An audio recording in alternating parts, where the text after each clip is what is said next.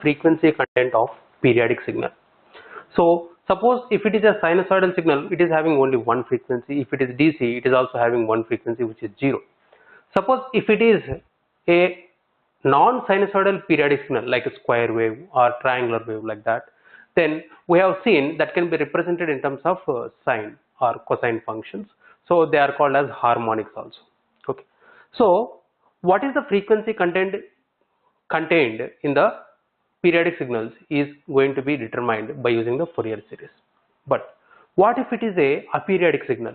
Then we have to see the Fourier transform. So in general, Fourier transform is used to find the frequency content of aperiodic signals. But it is not necessary it has to be a periodic signal. Even though if it is a periodic signal, still we can write the Fourier transform for it. So let's see. So I am telling you that I am writing here Fourier transform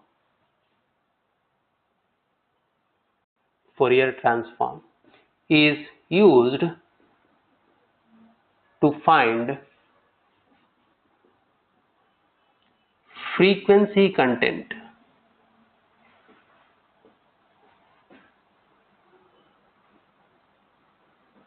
of a given signal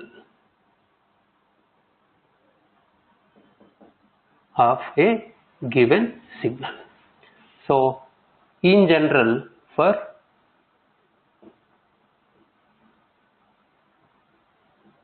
aperiodic signals, not periodic signals, for non-periodic signals or aperiodic signals.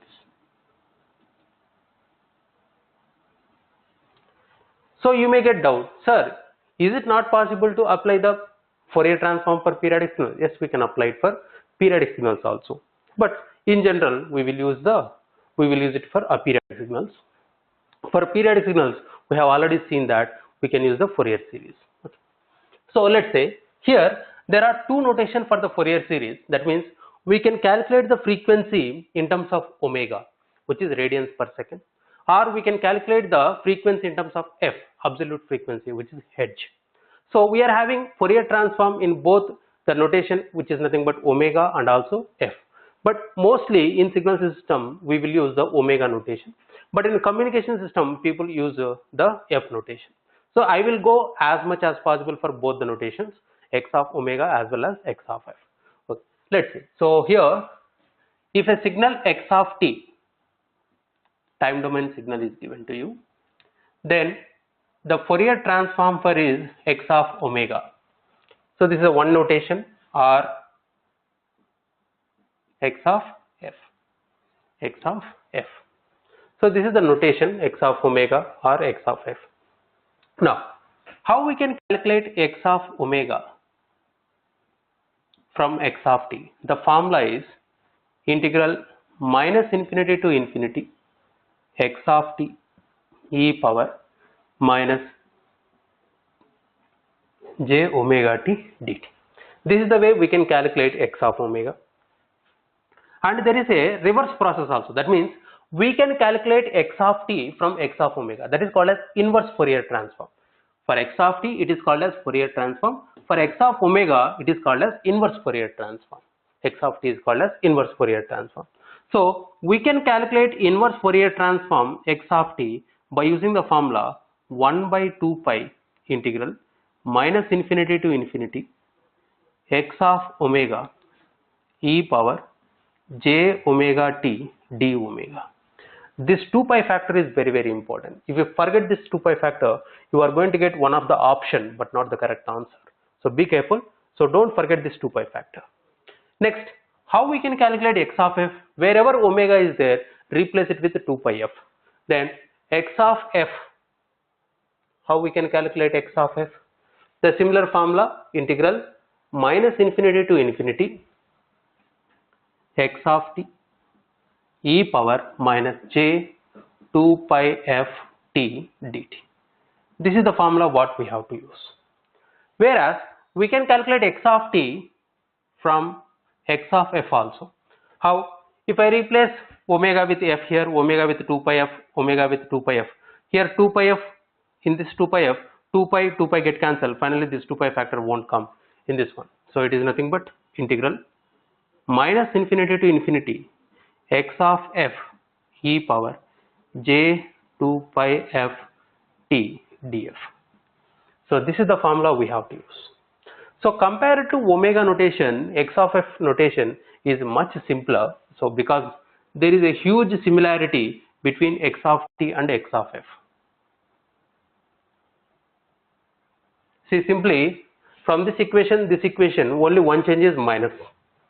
That's only the thing. So you can remember these formulas is easy, but in signals and system, mostly we will use x of omega notation. But mostly we will see both the cases, no need to worry. First take down this.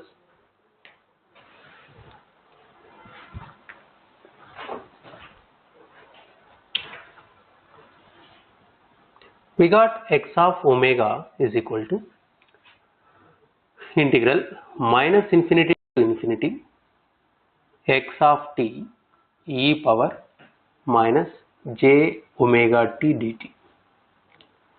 So this can be written like this: e power minus j theta can be written as cos theta minus j sin theta, cos theta minus j sin theta.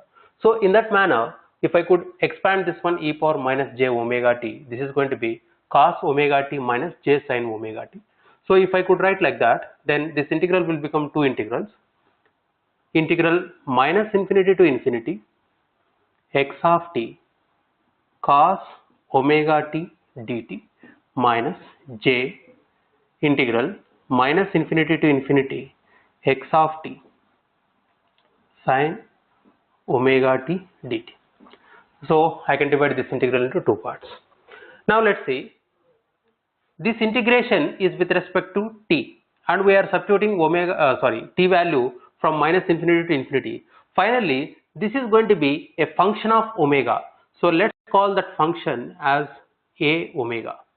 Let's call this function is a omega, because there is no time content in this one, because once we integrate with respect to t and we are substituting t value from minus infinity to infinity, then we are not going to get it is a function of t, we are going to get it is a function of omega. Then let's call plus j b of omega, this one. So this is what x of omega. So I can say in general x of omega is a complex function of frequency. So in general what we can say, x of omega is a function of frequency and it is a complex function of frequency. Okay, so I am writing that in general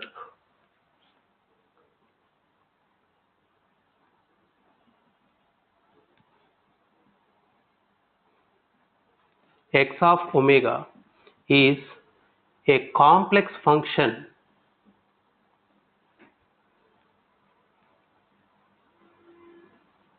of omega, is a complex function of omega. That's what it is. Now analyze this one. What is a of omega? What is b of omega? What is the nature with respect to omega? So if you observe carefully, a of omega, if I ask, is it even function of omega or odd function of omega? That means if I replace omega with minus omega, will it give you the same function or minus function? So if it is going to give you the same function, we can say it is a even function. If it is going to give you the negative function, then it is going to be called as odd function. So let's see. So in this function, if I replace omega with minus omega, will it make any change here? No, because cos theta and cos minus theta both are same. So a minus omega is equal to a of omega. Next, suppose if I see b of omega, if I take omega, I can take it as a minus omega, then definitely this is going to be negative. That means this is going to be the negative. So I can say b of omega is odd function of frequency. So because here real part of x of omega, which is a of omega. So if you observe carefully, a of minus omega is equal to a of omega. So from this, can I say a of omega is nothing but a even function of frequency. Even function of frequency.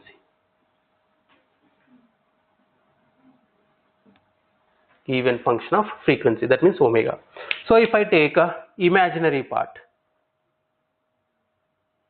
of x of omega, which is nothing but b of omega. So it is an odd function of omega. Why? B of minus omega is going to be minus b of omega. So I can say this is a odd function of frequency.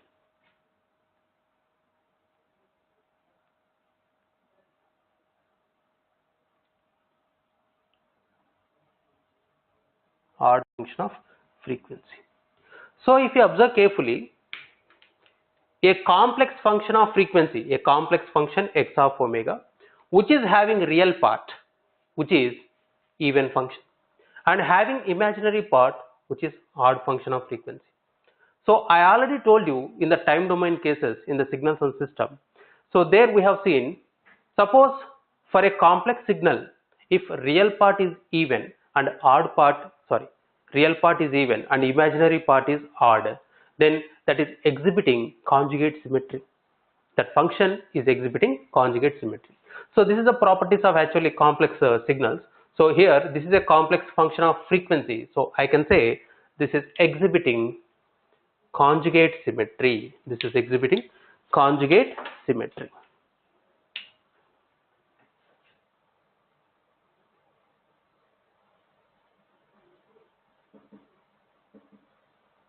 Exhibiting conjugate symmetry.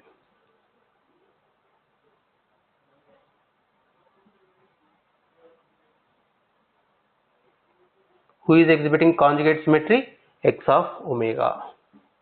X of omega is exhibiting conjugate symmetry. So from this, let's say we can talk about the spectrum also. Here itself we can talk about the spectrum. So let's say magnitude spectrum of x of omega. Magnitude spectrum.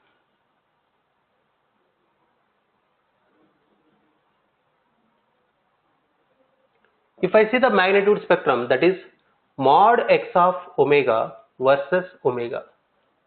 First of all, I ask, for Fourier transform, is it a continuous spectrum or it is a discrete spectrum? The answer is continuous spectrum. Why? Because the omega is not a particular values of omega, the particular values of frequency we consider, but we consider entire range from minus infinity to plus infinity, the frequency values. So that means for each and every frequency we will define the function x of omega. So definitely it is a continuous function of frequency, it is not a discrete function of frequency. So where we have seen discrete function of frequency, which is nothing but a periodic signals, that is Fourier series. In the Fourier series, if you observe Cn spectrum, that Cn spectrum is nothing but a discrete spectrum. Why? Because it is defined only for certain frequencies. Let's say omega naught, 2 omega naught, 3 omega naught, 4 omega naught, like that. So I can say Fourier series spectrum is nothing but discrete spectrum, whereas Fourier transform spectrum is a continuous spectrum. Okay. Now let's coming to this one, x of omega. What is mod x of omega? Mod x of omega is equal to root of a of omega square plus b of omega square. If I take mod x of minus omega, that means negative frequencies, then it is root of a of minus omega square plus b of minus omega square. So if you observe carefully, a of minus omega value is equal to a of omega because it is a even function, so it is not going to change. B of minus omega will become minus b of omega, I can agree with that, but will it become negative? No, because of this square, this is going to be still a positive value. So finally this is going to give you exactly same as root of a of omega square plus b of omega square, which is mod x of omega. So if I observe carefully, the magnitude spectrum x of minus omega is equal to x of omega. What is that? X of minus omega is equal to mod x of omega. Then can I simply say the magnitude spectrum is even function? Yes, it is nothing but a even function of frequency, or we can simply call even spectrum.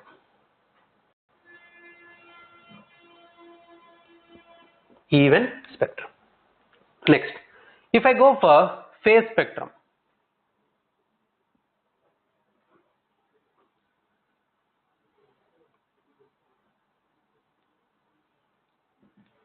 that is angle of x of omega versus omega. Angle of x of omega versus omega. So it is a phase spectrum. This is also continuous spectrum. Now you tell me, what is angle of x of omega? So we got x of omega is this one. What is the angle of this one? Tan inverse beta of omega by a of omega. So tan inverse b of omega by a of omega. Next, suppose if I take negative frequencies, that is x of minus omega, then this is going to give you tan inverse b of minus omega by a of minus omega. So if you observe carefully, b of minus omega will become minus, a of minus omega will become plus. So that minus can be taken out from the tan inverse, then it is going to be minus tan inverse b of omega by a of omega. So by comparing these two, x of omega and x of minus omega, the phase is nothing but negative of them. So phase of x of omega is equal to phase of x of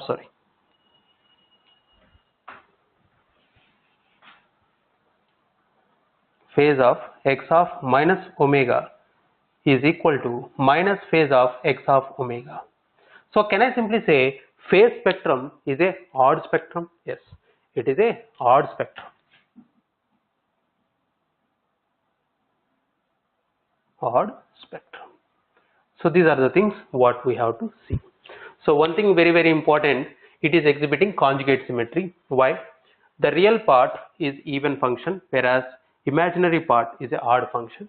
And if you observe magnitude spectrum and phase spectrum for Fourier transform, magnitude spectrum is always even spectrum, whereas phase spectrum is always odd spectrum. So these are the 2 points you have to remember. Okay, take it out.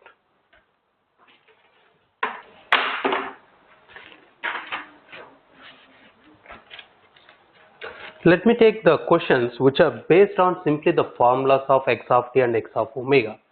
So let's take the question number 1 in Fourier transform. If x of t is shown, if x of t is as shown, what they have shown?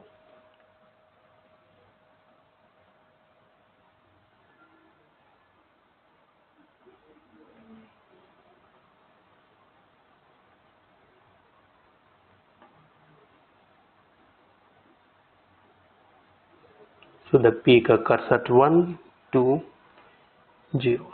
So a triangular function they have given, which is x of t. Then find,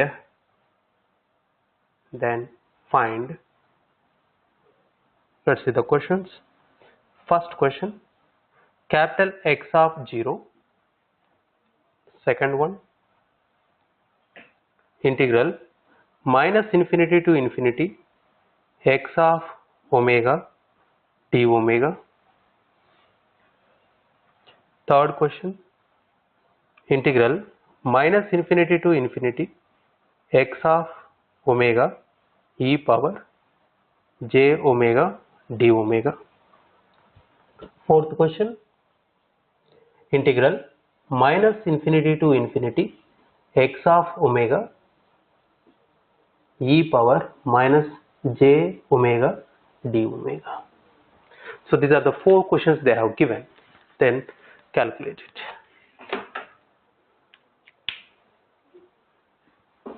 I hope it's over.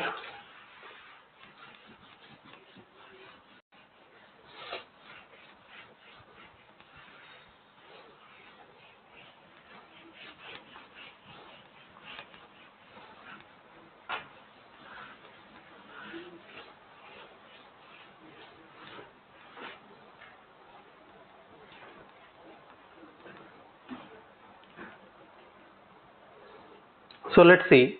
First, write the formulas to understand what are the questions they have given. So what is the formulas we are having? Let's say x of omega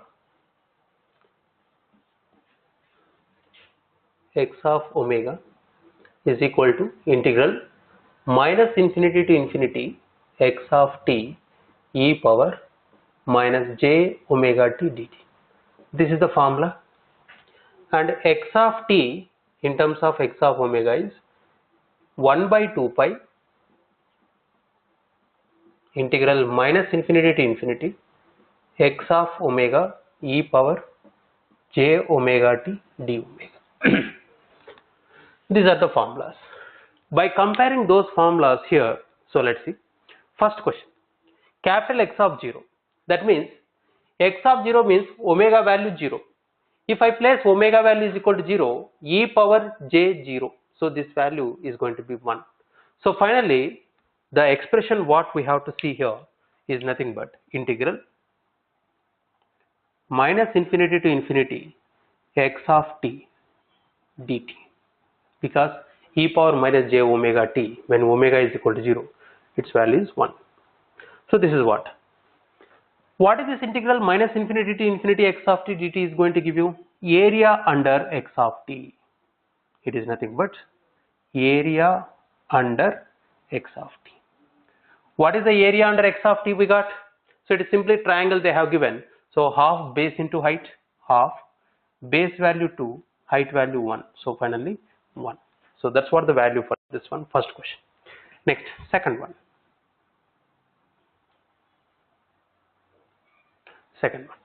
Observe clearly. X of omega d omega. That means this part has to be 1. E power j omega t is going to be 1 when t is equal to 0. Definitely. So if t value is equal to 0, then this value is going to be 1. And we are having extra factor, that is 2 pi. So bring it here. Then it is going to be 2 pi x of 0 value. 2 pi small x of 0. So x of 0 value is nothing but 0. So 2 pi into 0, that is 0. Next, coming to this question. Compare this equation with this one, expression with this one, x of t. So observe here. Otherwise I can directly take 2 pi here so that you don't have to be confused. 2 pi. X of omega e power j omega t, it has to be there. But it is having only e power j omega. That means t value is going to be 1 here. So whenever t is going to be 1, if I place t is equal to 1 here, so this is the expression what we are going to get. So can I simply say 2 pi small x of 1, t value is equal to 1. So x of 1, that means at 1, what is the x of t value, which is nothing but 1. So it is going to be 2 pi into 1, which is 2 pi. Next, coming to this one. Observe it here. E power j omega t has to be there, but it is e power minus j omega is there. Then what should be the t value? T is nothing but minus 1. So it is going to be 2 pi into x of minus 1. So x of minus 1 value, nothing is there. So it is going to be 0. 2 pi into 0. That is 0. So this is the way we can calculate just by observing the formulas. Okay, take it.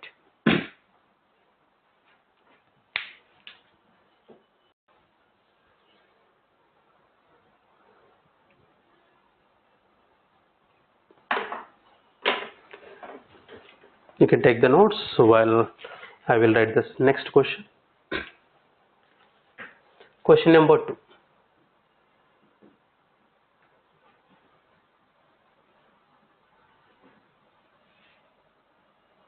This time they have given x of omega. If x of omega is shown like this,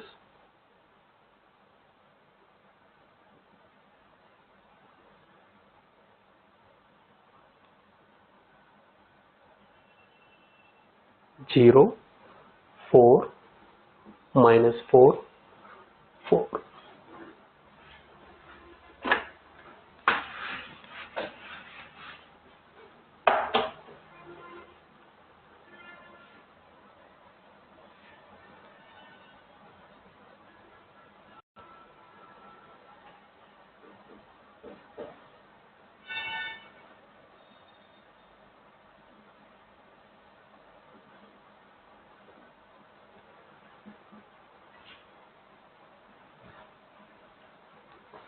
Then find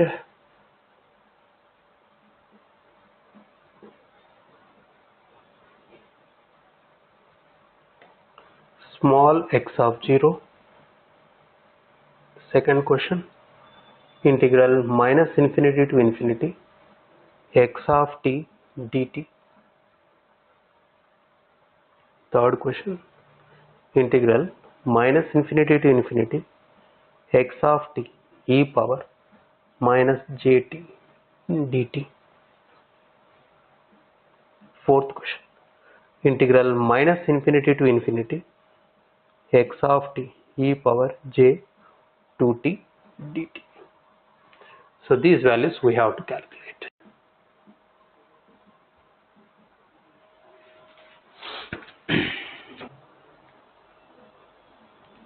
Okay.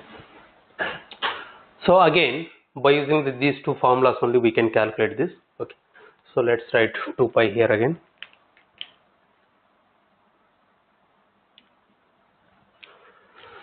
Small x of 0. That means in this formula we have to place t is equal to 0. If I place t is equal to 0, e power j omega 0, that value is going to be 1. So finally what we are left with, 1 by 2 pi integral minus infinity to infinity x of omega d omega. So which is nothing but area under x of omega divided by 2 pi. So area under x of omega by 2 pi by 2 pi. So again this is a triangle. We are having the formula area, that is nothing but half base 8 into height, which is nothing but 4 by 2 pi. So this is going to be 2, 2, 4, 4, 4 get cancelled, finally 8 by pi. That's what the answer is. Next, coming to the second question, integral minus infinity to infinity x of t dt. So this is what we are having. So we want to get x of t dt. Then what should be this factor e power minus j omega t has to be 1. So when this e power minus j omega t is going to be 1, when omega is equal to 0. So can I simply say this value is nothing but x of 0, capital X of 0. So at 0, what is x of 0 value? So this is nothing but 4. Next, coming to this one, x of t e power minus j t. So this is what? E power minus j omega t has to be there. Instead of, it is having e power minus jt, e power minus jt. So what should be the omega value? That is 1. So I can say capital X of 1. So you can calculate this value. So what is x of 1? Listen. At omega is equal to 1, what is the value? That's what we require to know. So listen here. X of 1, because the slope is minus 1. Why? 4 units in x direction, and here y direction they are decreasing 4. Slope is equal to minus 1. What do you mean by slope is equal to minus 1? For every increment in x axis which is 1, then there is a decrement of 1. So at 1 there is a decrement of 1. That means its value is going to be 3. Its value is going to be 3. So x of 1 is equal to 3. Next, similar to this one. Coming here, x of t e power j 2t, e power minus j omega t has to be there, but instead of that we are having e power j 2t. So that omega value has to be minus 2. Then capital X of minus 2 we have to calculate. So omega is equal to minus 2. What is the value?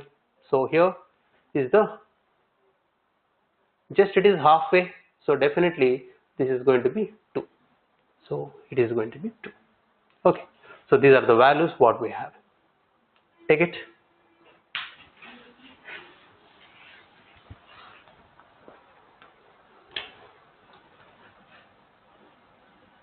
Give heading central ordinate theorem.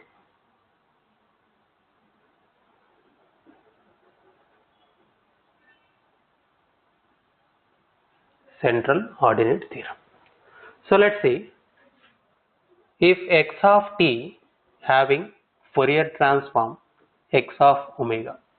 If x of t having Fourier transform x of omega. So then these are the two relations between x of omega and x of t and x of omega. So these are the two relations what we are having. These are the two integrals what we are having. Now let's say if I simply ask what is x of 0, capital X of 0, that means omega is equal to 0. If I place omega is equal to 0, then this is going to be simply integral minus infinity to infinity x of t dt. Integral minus infinity to infinity x of t dt. So it is simply area under x of t. Area under x of t. Next, if I ask what is small x of 0, that means when I place t is equal to 0 here, this part is going to be 1, then the formula is 1 by 2 pi integral minus infinity to infinity x of omega d omega. So here this is also area under x of omega, but there is a factor of 1 by 2 pi. So area under x of omega by 2 pi. This is what we got. Instead of that, suppose we are having f notation, x of t having Fourier transform like x of f. So what are the formulas we are having for x of f?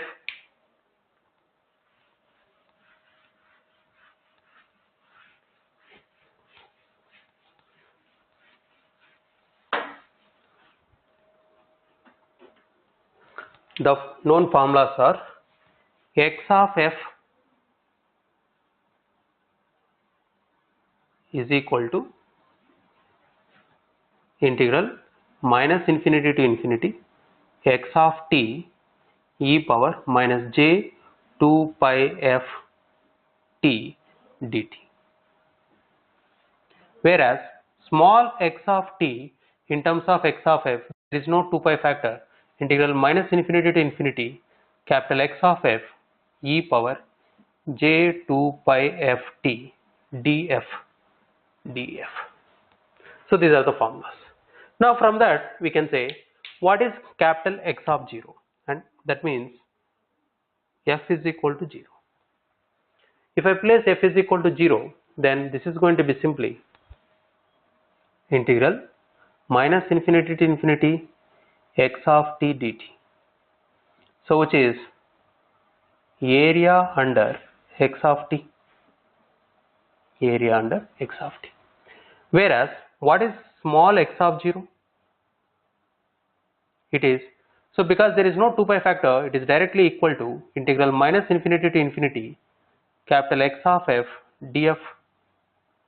So this is going to give you area under x of t, sorry, x of f. X of f. So that's what we can say.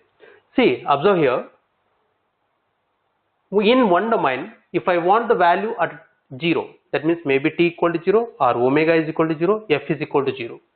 So you are going to find out area in the other domain. That means, let's see this equation, x of 0, then we have to calculate area under x of t. Small x of 0, we have to calculate area under x of omega, but there is a 2 pi factor here. But here this is very simple. Capital X of 0 is equal to area under x of t. That means in one domain at origin, if you want the value, then in another domain we have to calculate the area. So in frequency domain at f is equal to 0, to find out the value, we have to simply integrate the x of t. That means we have to calculate the area under x of t. Whereas in time domain at t is equal to 0, if you want to find out the value, then in the frequency domain, f domain, we have to simply integrate this. That means we have to calculate the area under x of f. So this is called as central ordinate property. Okay, take it.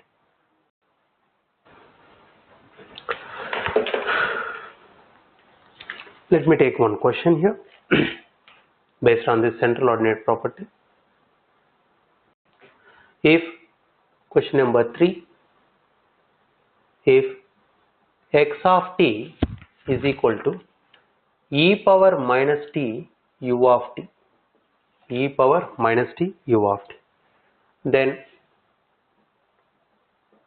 1 by 2 pi integral minus infinity to infinity x of omega d omega is equal to x of omega d omega is equal to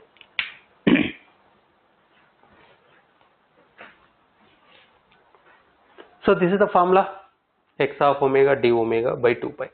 So simply it is equal to small x of 0. It is equal to small x of 0. So many people keep x of 0 and they will say its answer is equal to 1. But it is absolutely wrong. Why wrong? Why wrong? Okay. Try to understand. First, can you draw x of t with respect to t? This is the function which looks like this. Okay. Now, this is what? 1. X of minus e power minus t u of t. You tell me, at 0, we are having, so many people think that its value is equal to 1. But answer is no. Why? It is nothing but a discontinuity. Means, before 0, its value is equal to 0. After 0, it suddenly rises to 1. So because of this sudden rise, we can say discontinuity. So because of this discontinuity,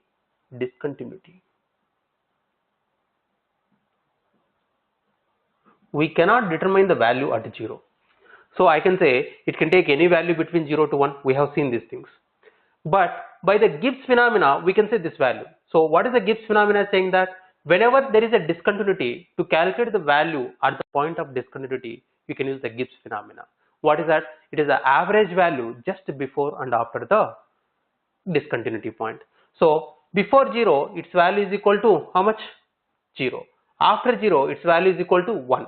Then what is the average value? That is nothing but 1 by 2. So its value is equal to, actually, x of 0 is equal to, if the answer is undefined, so you can go for undefined answer.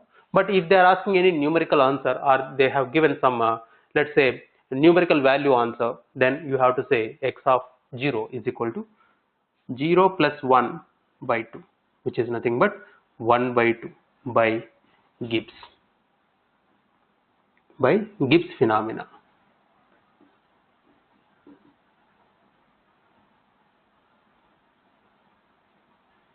By Gibbs phenomena. I hope you understood. So yes, the formula is same. X of 0 we have to calculate, but because it is a discontinuity function at t equal to 0, then we have to use the Gibbs phenomena to calculate the value. Clear? Take it.